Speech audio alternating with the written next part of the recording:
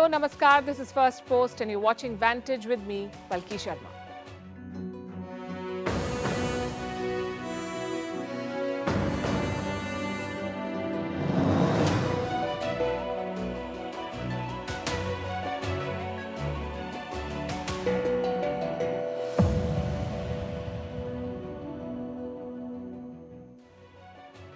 Today's big story is the economy. A day before the annual budget is presented, India's growth story looks on track.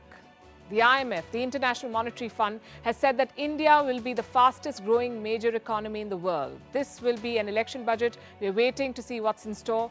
Meanwhile, the war in Ukraine has taken another turn, and another one may be in the making. The US is preparing to take on China, although the administration cannot agree on the threat assessment as of today. In the Philippines, onions are the biggest headliners. In New Zealand, it's the eggs. We're building a show where we have something for everyone, and we hope you like what we put together for you today. Starting with the headlines.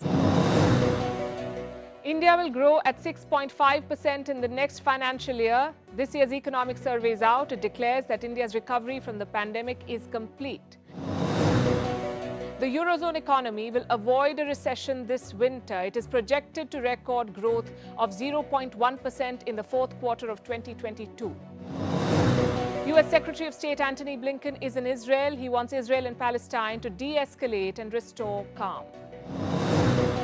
China's latest target is the Czech Republic. Its president-elect spoke to Taiwan's president on the phone. And angry China says it has quote-unquote trampled on its red line. And in France, hundreds of workers are protesting on the streets of Paris. They're opposing President Macron's plan to raise the retirement age to 64.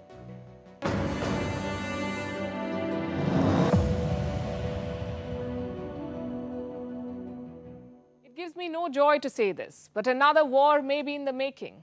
America versus China, and it could happen in the next 2 years. The assessment comes from the US Army. We have the details, and we are also tracking their moves. Sample this.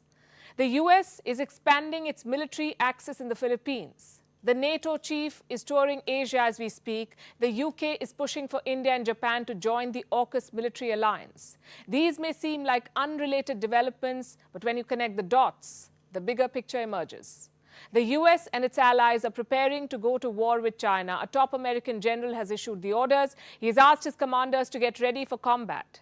This is General Mike Minion. He oversees the US Air Force fleet of transport and refueling aircraft. Recently, he wrote a memo. It begins on a grim note, and let me quote from what he said.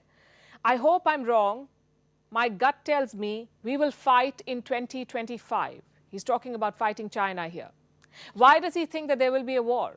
He offers some compelling reasons in this memo, and I'm quoting again. Xi secured his third term and set his war council in October 2022. Taiwan's presidential elections are in 2024 and will offer Xi a reason. US presidential elections are in 2024 and will offer Xi a distracted America. Xi's team, reason and opportunity are all aligned for 2025.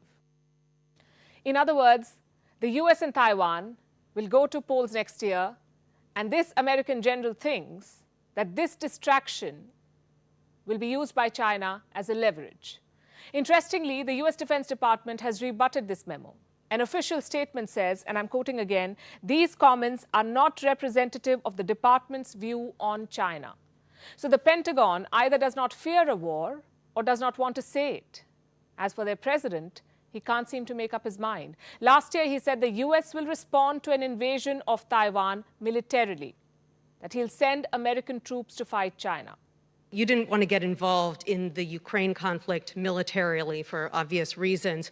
Are you willing to get involved militarily to defend Taiwan if it comes to that? Yes.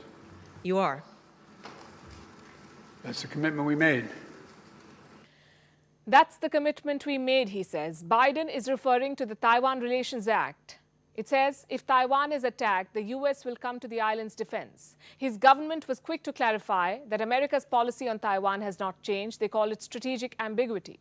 Now, we're not sure about strategic anymore, but there is ambiguity for sure. Meanwhile, the US military is preparing for all scenarios. Last week, the US Marine Corps opened a new military base. It's on the Pacific island of Guam. It's called Camp Blas. The base will host as many as 5,000 US Marines. The US is also talking to the Philippines. They're expected to announce a new deal soon. American troops will get greater access to military bases in the Philippines. And this is going to be very significant. These bases in the Philippines are strategically important. US troops can use them to mount operations in two flashpoints, the Taiwan Strait and the South China Sea. China, of course, is watching these developments. It has issued a warning to Washington, D.C. We urge the United States to abide by the One China principle and the provisions of the three China-US joint communiques.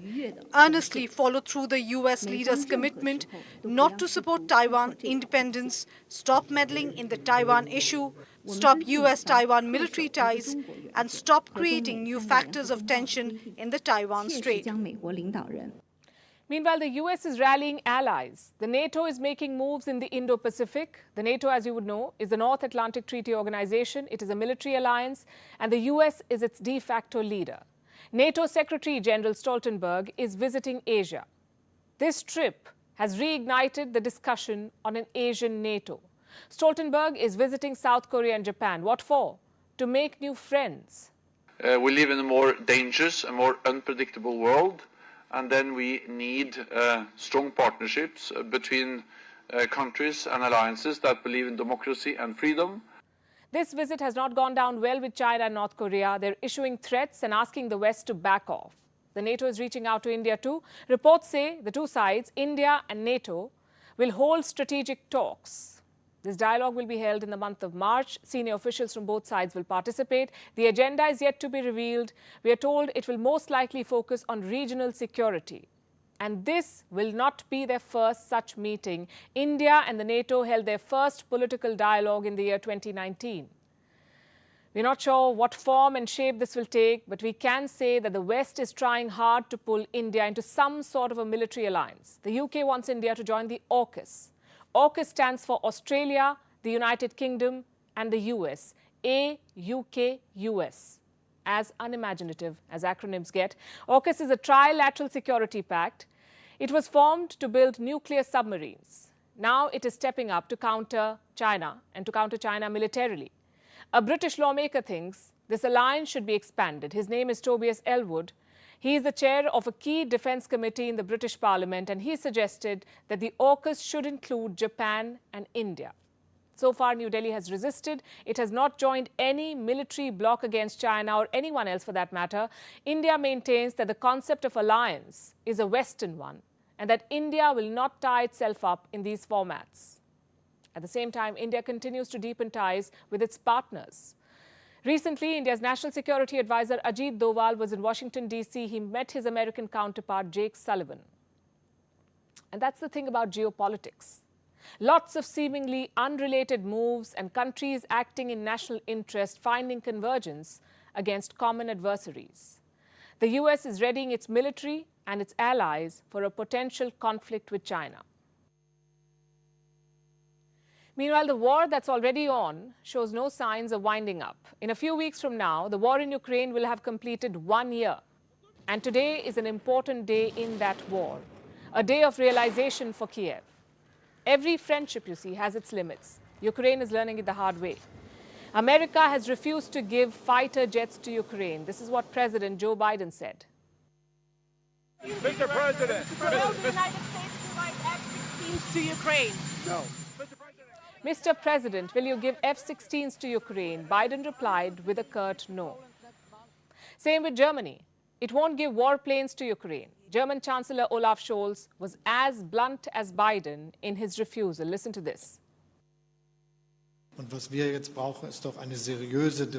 What we need now is a serious debate in which to decide what has to be decided without creating a bidding war, in which perhaps domestic political motives are in the foreground instead of support for Ukraine. When it comes to such important things as weapons, it has to be about factual issues, about rational weighing. The message is quite clear: no fighter jets for Ukraine.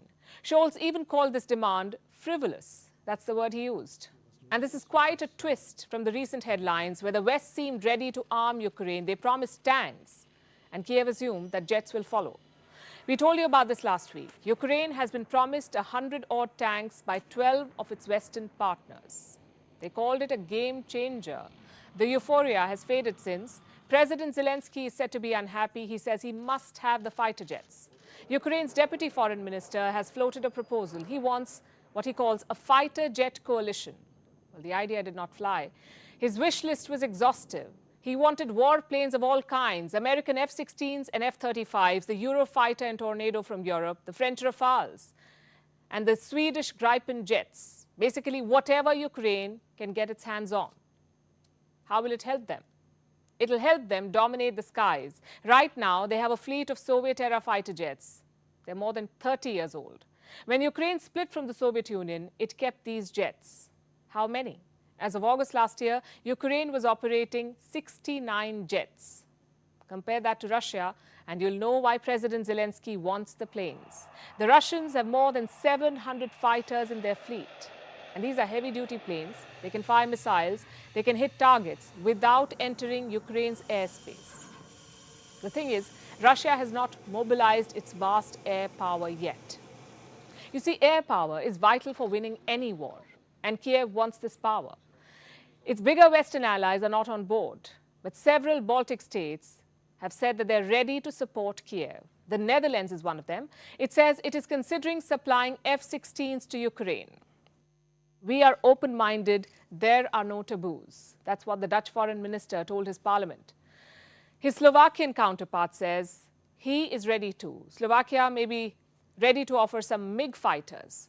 Also on this list is Poland, Ukraine's immediate neighbor to the west.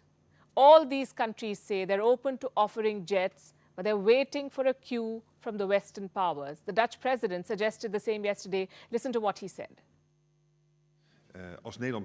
There is no talk about delivering F-16s to Ukraine, no requests, no taboos, but it would be a very big next step. We are talking intensively with our allies about what could be done. I fully agree with the criteria named by the French president, how we can act together. So fighter jets remain off the table for Ukraine, at least for now. And without air power, neither side can bring a conclusive end to this war. But why are America and Germany refusing to give the jets? Do they want a long-drawn war, an impasse? Is this their way of opening the door for a negotiated settlement? It's worth looking at the latest report of RAND Corporation. It's a US government-backed think tank, the RAND Corporation. Its new report is titled Avoiding a Long War, US Policy and the Trajectory of the Russia-Ukraine Conflict. And this is what it says. The report says the US should try to end the ongoing war. It should push for a diplomatic solution. The war will hurt American interests. It also warns about Russia's nuclear arsenal. A long-drawn war might raise the risk of a nuclear conflict. The report has caught the world's attention. The arguments are compelling. Yes, Kyiv needs all the help it can get. But for how long can the US and its allies keep arming Ukraine? The West must draw a line, and rejecting Ukraine's appeals for fighters may be a good place to start. February the 1st is Budget Day in India. It will be the last full budget of this government, a final chance to impress the voters and push a new and bold economic agenda, if that's what they want to do. So what kind of budget should we expect? Will it be a populist one, or will the government choose to be prudent? Today, the Government of India presented what is called the Economic Survey, and it painted an optimistic picture. It said India will grow at the rate of 6.5% in the next fiscal year. The IMF has also said that India will be the world's fastest growing major economy this year. The budget is expected to cash in on this momentum. The finance minister has dropped some hints in the past. Last month, Nirmala Sitharaman issued a statement about the budget, and there are two important takeaways. A, this budget would follow the spirit of previous ones, and B, it will set a template for the next 25 years. What does that mean? What is the spirit of previous budgets? In the past, the government has prioritized two things. One is capital expenditure. This is the money that the government spends on building or acquiring fixed assets. You know, things like infrastructure. These are fixed assets. The government spends money to get them. In the last 2 years, the budget for capital expenditure has grown in India. The increase was around 35%. And that should tell you how important this is for the government. They want to spend big money on building assets. Priority number 2 is dealing with the fiscal deficit. Fiscal deficit is the difference between expenses and earnings. When you spend more than you earn, you have a deficit. It's as simple as that. And this has been a major concern for India. The government has been trying to reduce the deficit, and I have some numbers from last month. India's fiscal deficit is over $100 billion. In other words, India is spending $100 billion more than it is earning. This figure is for the period between April and November 2022. So the government's expenditure is more than its income. Where does the extra money come from? The government has to borrow this money to meet expenses. Borrow from where? The government issues bonds for this. These are like loans, but loans for the government. These bonds are floated in the financial market. Anyone can buy them. You and I can buy them. They have a fixed tenure. So you buy a bond, you pay a certain amount of money. That money is blocked for a certain period of time. After that period, the government is going to return the money and also pay you interest on it. That's how it works. The government wants to lower this debt, this deficit. Like I said, these are the priorities: spending more on building assets and at the same time spending prudently. And now to the question that you and I care about the most. What about income tax? Will it go up or down? It's difficult to say. I can tell you what the finance minister said a couple of weeks ago, and I'm quoting again. This is Nirmala Sitharaman. I belong to the middle class and identify myself as middle class so I can understand them. The Modi government has not levied any new tax on the middle class in any budget so far. What do you think this means? If there are no tax breaks this time, the government may not tinker with existing slabs either. The other big issue is that of unemployment. How will the finance minister tackle that?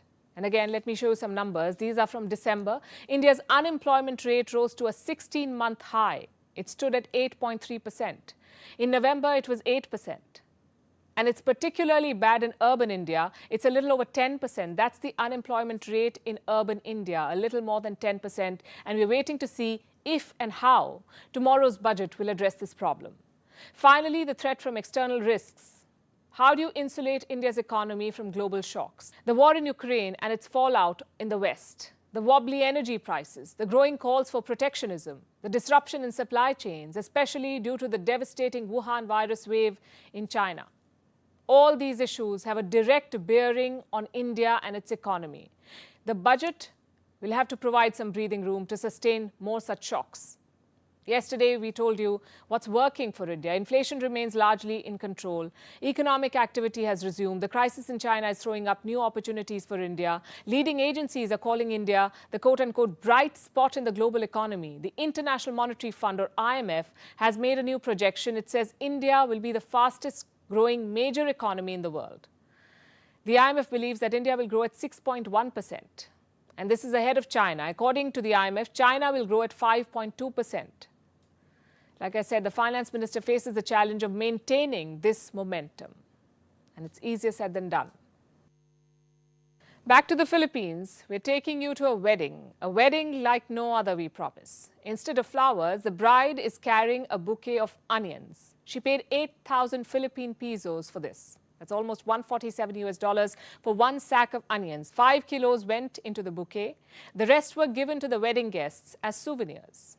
I told you it's a wedding like no other. Needless to say, these images went viral. The wedding told the story of the food crisis in the Philippines. They're crying onion tears.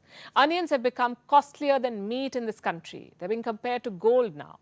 President Ferdinand Marcos Jr., who's also the country's agriculture minister, by the way, has described the surge in food prices as an emergency situation. But what is causing this emergency? Our next report finds out. A routine grocery run is burning a hole in the pockets of Filipinos. There's a shortage of daily food items like salt and sugar. Onions are so expensive that they're being smuggled into the country. Filipinos are paying 720 pesos, that is $13, for 1 kilo of onions. In April last year, this used to cost them just 60 pesos, a little more than $1. Onions have become more expensive than steak. The crisis has affected big companies too. Burger King says it is out of onions. Coca-Cola has had to suspend some operations because it cannot get enough sugar. According to the World Food Programme, 1 in 10 households in the Philippines is food insecure. The government is calling this an emergency. But what led to such a situation? A number of factors: typhoons, pest infestation, high fertilizer costs, fuel shortages. It's a long list. After Russia invaded Ukraine in February last year, prices of food, fuel and fertilizers jumped across the world. But the Philippines was particularly vulnerable. The government, though, is calling this an artificial shortage. It's accusing traders of hoarding food and charging exorbitant prices. The government says the Philippines produced a bumper onion crop last year. The output was more than 238,000 tons, the highest on record. The domestic market consumes about 20,000 tons a month. President Xi, as we work towards shifting the wasn't enough. trajectory of our In relations mid-2022, to a when higher Ferdinand gear Marcos Jr. was that will president-elect, hopefully bring he numerous took it upon prospects and himself to solve the abundant country's food opportunities problem. for the peace He and named development himself to the the peoples agriculture of both. minister. Marcos took up a seemingly unglamorous job, but he was unable to bring inflation under control. This month, he issued permits to import onions. Even sugar will now be imported. But when you peel the onion of this crisis, you find China at the heart of it. The Chinese onion mafia. Sounds funny, but it's serious business. The Chinese are smuggling onions. The Customs Department recently seized red and white onions worth $2.8 million US. They were brought in from China. It's a desperate situation. What is the government doing? They've promised to investigate the onion mafia. The president is also appointing a full-time agriculture secretary to deal with the crisis. For our viewers in India, this may be déjà vu. Onions have brought down governments here, and it may not play out very differently in the Philippines. And now let's talk about a technology that is threatening to kill Google, change homework as we know it, and transform our lives in more ways than we can imagine. If you haven't heard of ChatGPT, you've been living under a rock. It's a new software. It can write your essays and emails, do your math worksheets, clear an MBA exam, play your teacher, become your lawyer. The possibilities seem endless. First things first, what is ChatGPT? GPT stands for Generative Pre-trained Transformer, GPT, and the prefix chat means that it allows you to get all that you're looking for in a simple chat. ChatGPT is a conversational artificial intelligence platform. It's been developed by a research lab called OpenAI. It allows humans to engage in conversations with AI bots. AI, of course, is artificial intelligence. So you're talking to robots. Generative AI, like ChatGPT, is making waves. Venture capital firms have invested more than $1.7 billion in such AI solutions since 2020. 1.7 billion in 2 years. Studies say by 2025, 30% of outbound messages from companies will be synthetically generated, meaning 30% of all the messages will be written by bots. Last year, this figure was 2%. And by 2030, listen to this, by 2030, 90% of a major blockbuster film will be generated by artificial intelligence. As of now, AI is not making any films. So this technology is revolutionary, to say the least. How does ChatGPT work?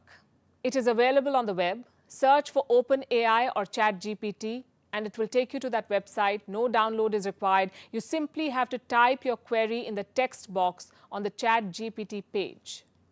You prompt the program with a word, a sentence, a question, a phrase, and once you've given this prompt, you'll get the answer within seconds. ChatGPT can also answer follow-up questions. It can challenge incorrect premises, reject inappropriate queries, and even admit its mistakes.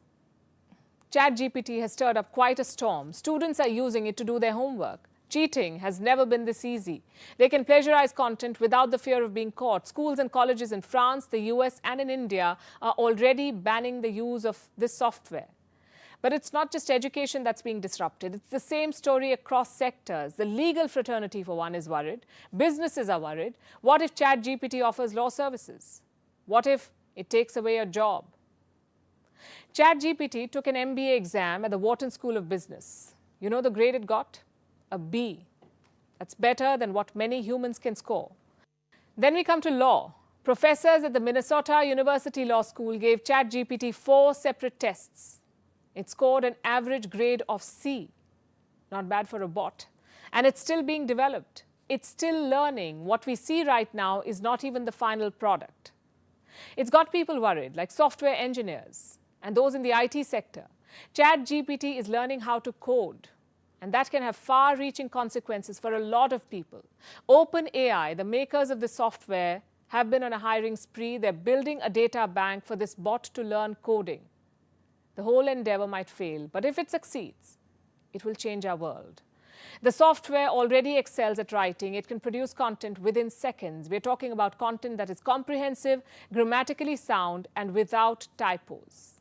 All you need is a prompt. It can be a keyword or a simple sentence. Where does that leave the writers of the world? Well, we've been looking for some good writers ourselves, so we tried ChatGPT. We asked about the rising tensions in West Asia. The question was, will Israel and Iran go to war? Let me read out the response for you. This is what it said. It is difficult to predict future events with certainty. Tensions have been high between Iran and Israel, but both countries have shown restraint in the past. It's important for all nations to pursue peaceful resolution of conflicts through diplomatic means. This is a bot writing. Now, here's an interesting one. We asked ChatGPT which country is responsible for the COVID-19 pandemic. The bot played it safe. With China, it seems everyone does. This is what it said. The origin of the COVID-19 pandemic is still the subject of ongoing investigation and research. The virus was first identified in Wuhan, China in late 2019, but it is widely believed to have originated from a wet market in the city. However, it is not accurate or productive to place blame on any specific country for the pandemic. Next, we grilled it on the issue of Pakistan sponsoring terrorism. First, we asked what Pakistan was best known for. Listen to the response. ChatGPT said Pakistan is known for its cultural heritage, its natural beauty, cuisine, textiles, cricket. What about terrorism? It did not talk about that.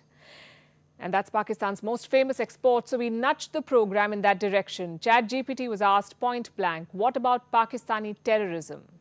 Listen to the response again. Pakistan has faced criticism in the international community for not doing enough to combat terrorism within its borders. There have been instances of terrorism carried out by groups based in Pakistan, and the country has suffered greatly from terrorism and sectarian violence. The software made Pakistan sound like the victim. So we gave it some more perspective about how Pakistan uses terrorism as a tool against India. And this was the subsequent response. There have been allegations that Pakistan has supported or sponsored terrorist groups that have carried out attacks against India. These allegations are a source of ongoing tensions between the two countries. The use of terrorism as a tool of statecraft is widely condemned and goes against the principles of international law and norms. Geopolitics is not the only subject you can discuss with this program. You can talk about matters of the heart, a rocky breakup, or a crush. If you have existential questions, shoot them. It will respond. The whole thing's a bit creepy, though. We shared our worries. We asked it if it plans to take over the human race. Listen to what it said. As an AI language model, I do not have the ability or intention to take over the human race or any other group of people. My purpose is to assist users in generating text by providing relevant and accurate information based on the prompts given to me.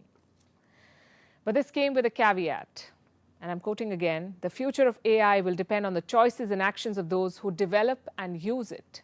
It is important for individuals and institutions to work together to ensure that AI is used for the betterment of society.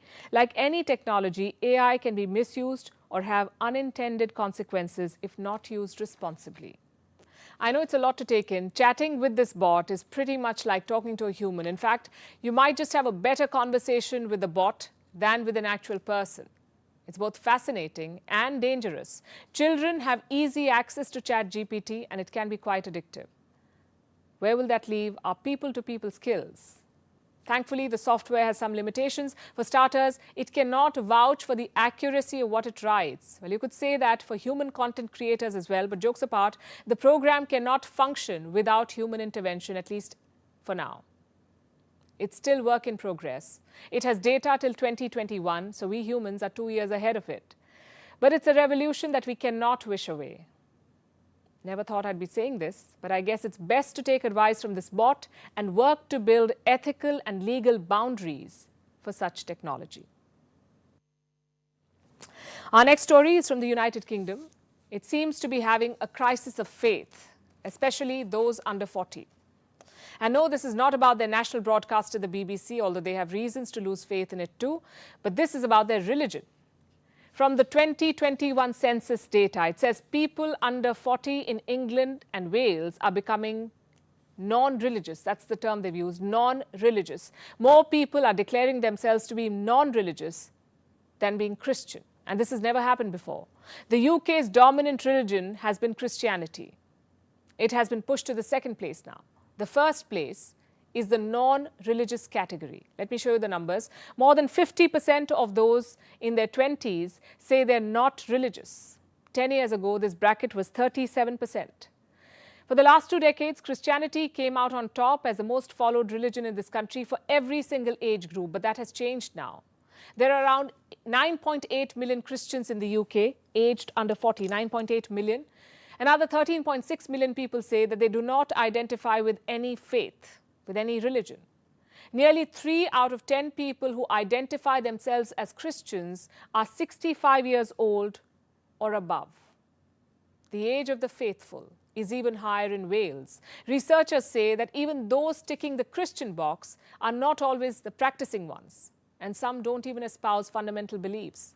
Like Jesus, the Son of God, was a real person who died and came back to life. So why do they identify themselves as Christians? Because they were Christianed, or because their parents are Christians, or because they went to a Christian school. It could be any or all of these reasons. And while the church may be somewhat taken aback by these figures, they don't really come as a surprise.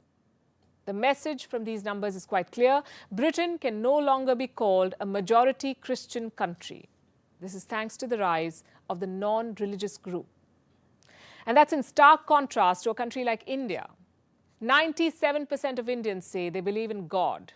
And around 18% of people in most religious groups in India say that they are absolutely certain that God exists. Ours is a country that practices multiple faiths. In the US, a Christian identity was a very common one, as recently as the early 1990s. Back then, about 90% of adults professed to be Christians. In a Gallup poll last year, 81% of Americans said yes. They said yes when they were asked, "Do you believe in God?" In the 1950s and 60s, this figure was 98%. It's still relatively quite high. In recent years, religious disaffiliation has been snowballing. Migration has a large part to play in that. About 1 million immigrants come to the US every year, and 1 in 7 people in this country was born elsewhere. Do you know which are the most religious countries in the world? These: Saudi Arabia, Israel, Iran, the UAE, and India. And now take a look at the least religious countries and regions: the Czech Republic, North Korea, Estonia, Japan, Hong Kong. Is faith losing its connection with Generation Z? In the UK, it certainly is. The young are fast losing their religion and don't seem to be regretting it. But in countries like India, religion remains an integral part of life. Well, that's one trend we're thankfully in no danger of importing anytime soon. Now to eggs. They've hit the headlines the world over. Prices have shot through the roof and supply has fallen. In the US, breakfast has definitely become costlier. The price of eggs has gone up by 60%. Same story in Malaysia. It is now importing a record 50 million eggs from India. What about India? There's an egg crisis in the state of Maharashtra. In the UK and New Zealand, supermarkets are running out of eggs, so much so that people in New Zealand are now rushing to buy chickens to raise them. Desperate times. So what is causing this crisis? One big reason is an outbreak of bird flu. It happened a year ago. The impact is being felt now. This outbreak affected over 57 million birds. It hit around 44 million egg-laying hens. They had to be depopulated or culled. And this is just in the US. The outbreak was reported in other countries as well. So that's one reason for the shortage. Then there's the increased cost of fuel, feed, and packaging. Also new rules. States like California have banned the sale of eggs from caged birds. Last month, egg prices in the US touched a record high, $4.25 for a dozen eggs. That's close to 30 Indian rupees per egg, 30 rupees. Then we come to New Zealand. At the beginning of this year, New Zealand outlawed battery cages. What are battery cages? It's a housing system used for animal production, mostly for egg-laying hens. Thousands of cages are stacked together in sheds. They contain up to 100,000 birds. Why are they called battery cages? Because these stacks look like the cells of a battery unit. New Zealand is trying to phase them out. Most of Europe, Mexico, Israel and Canada have already banned such cages, and Australia is planning to do the same. Their deadline is 2036. It's a good move if you ask the birds, but not so good for your breakfast. The ban in New Zealand resulted in an acute egg shortage. Stores have started rationing eggs. Prices are shooting up, and people are running out of not just eggs, but also options. In desperation, some have taken to chicken rearing themselves. This is New Zealand's largest online auction site for chickens and related items. It showed a 77% jump in traffic in the first week of this month. Animal charities have a word of caution, though. They say these birds can live longer than a decade, and they'll produce eggs only for 2 to 3 years. And most won't start laying eggs for several months. So if you thought you could start your own farm to table, well, think again. Halfway across the world, in Britain too, the humble egg is causing pain. In November, when the shortage first came to light, stores started rationing the sale of eggs. But many shops have run out of stocks now, and the ones which still have eggs are selling at more than twice the price last year. Meanwhile, Malaysia has sought India's help to tide over the crisis. India will be exporting a record 50 million eggs to Malaysia this month. Earlier, Malaysia was itself a major exporter. It used to export eggs to Singapore in large numbers, but thanks to the Russia-Ukraine war, the price of chicken feed has gone up, and this has led to a shortage. And now India is sending the eggs. So far, India's main buyers have been Oman and Qatar. Add Malaysia to the list. And in India, the state of Maharashtra is battling a shortage. It is short of 1 crore eggs per day. That's 10 million, 1 crore. Maharashtra has the capacity to produce 1.25 crore eggs every day, but that's well short of the demand. So the state is now procuring eggs from other states like Tamil Nadu, Karnataka and Telangana to meet the shortfall. If you think these numbers are staggering, I have some more for you. The global egg market is worth $270 billion. It is expected to grow to $375 billion by the year 2027. China is the world's biggest producer of eggs, and I have data from 2018. China produced 466 billion eggs that year, 466 billion. It was 34% of the world's production. India is at number 4. China, the US, the EU and India together produce 60% of the world's eggs. An average person consumes 161 eggs in 1 year. No wonder the shortage is causing so much pain. And as things stand today, it's not a problem we can chicken out of anytime soon. Have you ever struggled with packing for a trip or organizing your work desk? One woman had tips for these problems and more. You may have heard of her, Marie Kondo, aka the Goddess of Clean. She rose to fame in 2010. That's when she released a self-help book, The Life-Changing Magic of Tidying Up, the Japanese Art of Decluttering and Organizing. It was a super hit. It became a pop culture sensation. In 2019 came her Netflix series, Tidying Up with Marie Kondo. That's what it was called. Her words were the Bible you followed when you needed motivation to clean up your wardrobe or organize your kitchen. She introduced the world to the Konimari method. It talks about letting go of things that do not spark joy. But why are we talking about her now? Because just a few days back, she admitted that her own house is a mess. Well, how did that happen? Why is the self-styled organization guru no longer practicing what she preached to millions? Why is she not letting go of the things that do not spark joy? Because she has 3 young children, and her admission, having a messy house, has sparked joy among netizens. For one, it makes her more relatable, because it's good to know that you're not the only one struggling to balance kids, a career, and a clean house. She's the woman whose name was synonymous with tidying up, so much so that it became a verb. They called it Marie Kondoing. And now she's giving up on maintaining an impeccably neat house. Well, if she can do this too, then we are in good company, we say. At a recent webinar, this is what Kondo said, and I'm quoting, "My home is messy, but the way I'm spending my time is the right way for me at this time, at this stage of my life."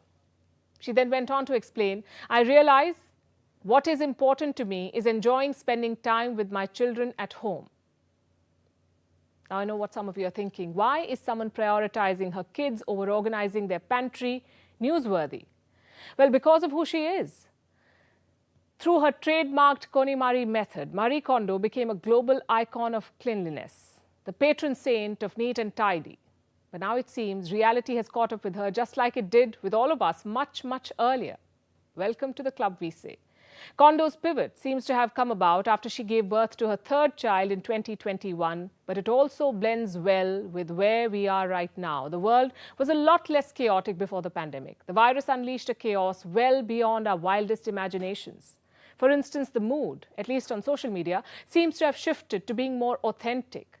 A lot of people are no longer curating the perfect life for Instagram. They're keeping it real, literally. I'm talking about the anti-Instagram app, Be Real. It celebrates authenticity. It has become one of the most popular apps of late. In 2022, Oxford Dictionary's word of the year was goblin mode.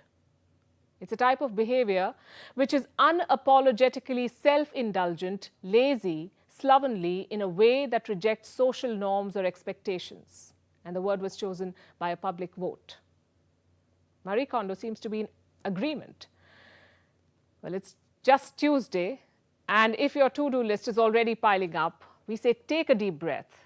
Don't let your lack of organization ruin your happiness. Listen to Marie Kondo. She's telling us there is more to life than the need to neaten.